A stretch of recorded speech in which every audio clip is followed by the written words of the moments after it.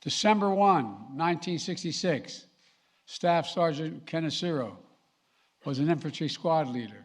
His platoon was navigating toward what seemed to be a peaceful village. It was an ambush. A vastly superior force of North Vietnamese troops was concealed within the village, protected by fortified bunkers, underground tunnels, and a big trench that ran through the entire village. As Staff Sergeant Kaneshiro led his squad to the east of the village, two other squads headed straight in, where the enemy opened fire on them with machine guns and small arms fire, killing the platoon leader, the point man, and pinning down two squads. Hearing the battle unfold, Staff Sergeant Kaneshiro moved his squad toward the sound of the firing, where he quickly jumped into action. The machine gun fire suppressing his platoon mates was coming from a big trench. It had to be stopped. He ordered his men to take cover, and then he advanced alone toward the enemy position, armed with 6 grenades and his M16. Laying flat on the ground, Staff Sergeant Kaneshiro hurled his first grenade. It sailed directly through the aperture of the bunker, taking out the machine gunner in the first throw.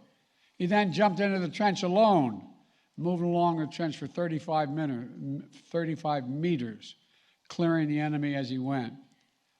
As his head would emerge above the trench, as he yelled, "Grenade!" Then his platoon would lose sight of him and hear it explode. By the time he was done, the two other squads were able to stand up, collect their dead and injured, and recognize and reorganize the fight, and successfully withdraw from the village.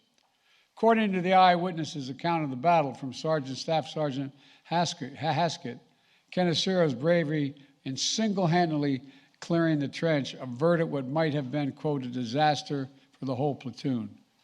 Born and raised in Hawaii, the son of Japanese immigrants, a proud husband and father of 4, Staff Sergeant Kaneshiro continued his service with his unit in Vietnam until he was killed in action by hostile gunfire on March 6, 1967.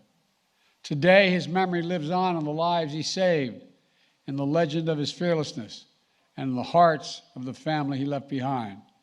John, Naomi, Tom, thank you for being here today. And thank you, too, for your sister Doris as well, who could not be with us. And John, thank you for your military service. Your family sacrificed so much for our country. I know that no award can ever make up for the loss of your father, for not having him there as you grew up.